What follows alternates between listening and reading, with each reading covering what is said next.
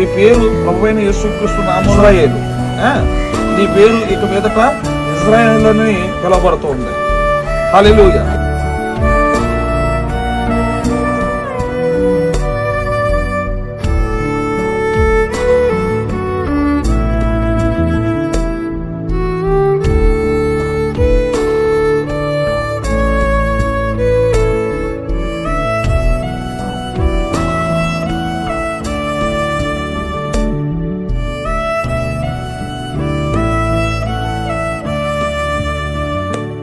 ఇజ్రాయేలుపై చేతులు ఇచ్చి ప్రార్థిస్తున్నాం.